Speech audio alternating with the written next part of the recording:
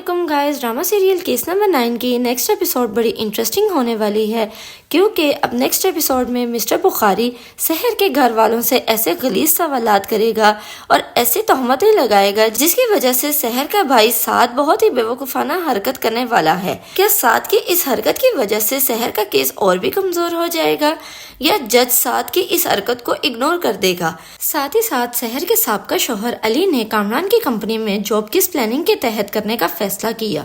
इन सब के बारे में आज हम आपको इस वीडियो में बताएंगे। तो जल्दी मेरे चैनल को लाइक कर दें, सब्सक्राइब कर दें और बेल आइकन को दबाना मत भूलिएगा ताकि तमाम अपडेट्स आप तक पहुंचती रहें। अब जैसा कि सहर के केस में मामला सुलझने के बजाय उलझते ही जा रहे हैं, सहर के साथ होने वाले हादसे और जो वक्त उसको इस्तेमाल करना चाहिए था वो उस वक्त को इस्तेमाल ना कर सकी, इस मुआशरे की बेबसी, दरिंदगी और रवैयों की वजह से सहर अपने साथ होने वाले जुल्म के खिलाफ आवाज ना उठा सकी। सहर को तमाम सबूतों का अंदाजा था लेकिन उसके घर वालों की वजह से सहर वक्त पर मेडिकल भी ना करवा सकी, जिसकी वजह से उसने घर से निकलने में बहुत देर कर दी और उसी दरमियान उसके हाथ से तमाम सबूत भी निकल गए जिसकी बेस पर वो इस केस को आसानी से जीत सकती थी। लेकिन वालिदैन की बदनामी, मुआशरे का खौफ और लोगों की बातों की वजह से कि लोग क्या कहेंगे, इस जुमले ने सहर में छुपी एक मजबूत लड़की को तोड़कर रख दिया। लेकिन फिर भी उसने हिम्मत न हारी। आज भी वो अदालत में खड़ी कामरान के वकील के फजूल सवालात का सामना डट कर रही है।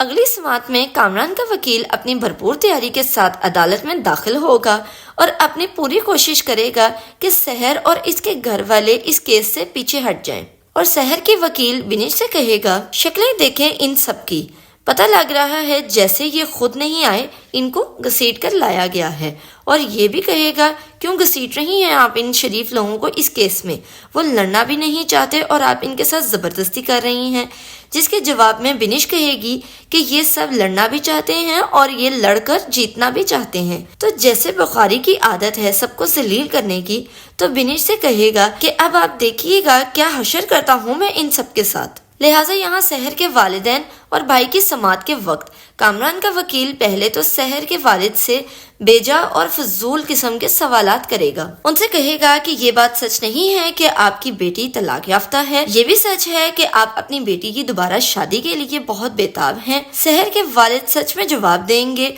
और फिर मिस्टर बुखारी अपनी हदूद को पार करते हुए और सवालात की भरमार के नशे में इतने आगे निकल जाएंगे कि वो कानून के असूल को पीछे छोड़कर सहर के वालिद पर इल्जाम लगाना शुरू कर देंगे और कहेंगे कि क्या ये सच नहीं है कि आपने अपनी बेटी को ये कहा कि वो मेरे क्लाइंट कामरान को शादी के लिए फंसा ले। ऐसे गलीज इल्जाम की जिद से सहर के वालिद को बचाने के लिए बिनिश फौरन आगे बढ़ेगी और अदालत से ऑब्जेक्शन की दरखास्त करेगी, जिस पर जज उसकी बात मानते हुए मिस्टर बुखारी को ऐसे सवालात करने से मना करेगा। लेकिन बुखारी जैसा इतना ढीठ इंसान जिस पर सिर्फ झूठ का साथ गलीज इल्जामात और अपने मुखालिफ के किरदार पर कीचड़ उछालने का जैसे नशा तारी हो गया हो, वो जज के मना करने के बावजूद सहर के वालिद के साथ ऐसे सवालात करेगा जिस पर जज फैसला करेगा कि अगला शाहिद हाजिर हो और सहर के भाई साद को कटहरे में खड़ा किया जाएगा। लेकिन यहाँ कुछ ऐसा होगा जिसकी उम्मीद किसी को भी ना थी,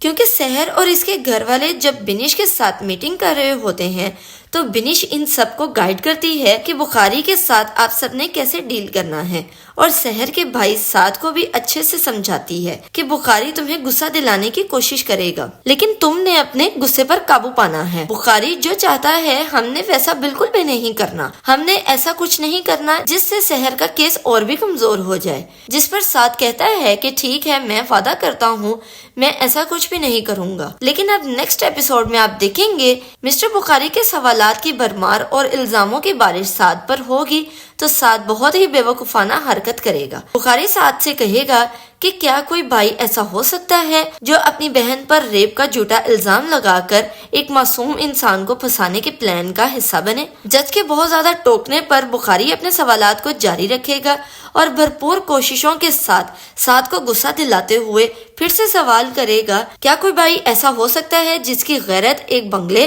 और गाड़ी की लालच में सो जाए? सवाल सुनते ही साद तैश में आ जाएगा और बड़ी अदालत में बुखारी पर चीखना चिल्लाना शुरू कर देगा और उसको دھمکی دے گا کہ میں جان لے لوں گا تمہاری، اور کہے گا کہ یہ عدالت تمہارے باپ کی جاگیر نہیں جہاں کچھ بھی کرو گے تم۔ بخاری اپنے مقصد میں کامیاب اور سعد عدالت سے باہر، لہٰذا عدالت کی سماعت میں تھوڑے دنوں کا وقفہ آ جائے گا اور بنش سحر سے ساری بات کرے گی کہ سعد کو اتنا سمجھایا تھا لیکن پھر بھی اس نے وہ حرکت کر دی جس کا مجھے ڈر تھا، اور کہے گی کہ اب تو عدالت میں ہمارا کیس اور بھی کمزور ہو گیا ہے، یہ کیس بہت زیادہ وقت لے سکتا ہے، اس وجہ سے ہمیں دوسرا راستہ بھی اختیار کرنا چاہیے۔ چونکہ سوشل میڈیا کو اپنے پلان کا حصہ بناتے ہوئے کامران نے فیک اکاؤنٹس کا استعمال کرتے ہوئے سحر پر جھوٹے الزامات لگانے شروع کر دیے، جس کی وجہ سے سحر کا کہیں بھی آنا جانا محال ہو گیا، کیونکہ لوگ رک رک کر اس کو دیکھ رہے ہیں اور اس پر الزام تراشی بھی کر رہے ہیں۔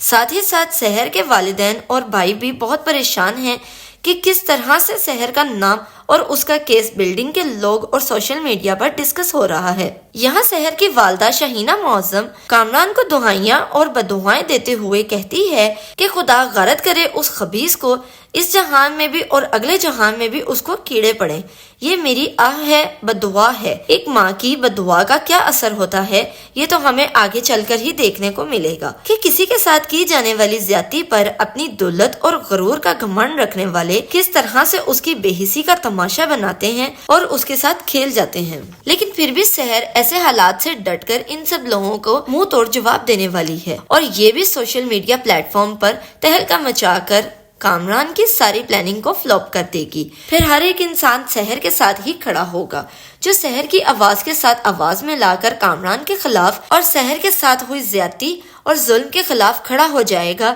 اور پھر کامران کچھ نہیں کر پائے گا۔ عوام کی طاقت سحر کے ساتھ مل کر کامران کو جیل کی سلاخوں کے پیچھے لے جائے گی۔ دوسری طرف سحر کے سابقہ شوہر علی نے سحر کا ساتھ دینے کی ٹھان لی ہے، اور اس نے کامران کی کمپنی میں جاب کرنے کا فیصلہ اس لیے لیا کیونکہ اب وہ کامران کے جھوٹ کو لوگوں کے سامنے ایکسپوز کرنے والا ہے۔ وہ کامران کی کمپنی میں رہتے ہوئے کامران کی آنکھوں میں دھول جھونک دے گا، وہ کامران کے روم میں ایسا ریکارڈر لگا دے گا جس کا کامران کو بالکل بھی علم نہیں ہوگا، اور کامران کی ساری گفتگو علی تک پہنچتی رہے گی، اور علی ان سب کا استعمال عدالت اور سوشل میڈیا پر ثبوتوں کے طور پر کرے گا، جس کی وجہ سے کامران کا جھوٹ سب کے سامنے آئے گا، اور ساتھ ہی ساتھ سحر علی سے اب نہ صرف کیس کے متعلق مدد حاصل کرنے والی ہے، وہ علی سے مالی مدد بھی حاصل کرے گی۔ علی سے کہے گی کہ ادھار کے طور پر مجھے کچھ پیسے دے دو، جیسے ہی جاب ملے گی میں سب پیسے واپس کر دوں گی۔ علی اس کی فائنینشلی بھی بہت مدد کرے گا۔ گائز، آپ کو کیا لگتا ہے یہ ڈرامہ کون سا رخ اختیار کرنے والا ہے؟ اپنی رائے کا اظہار کمنٹ باکس میں ضرور کریے گا۔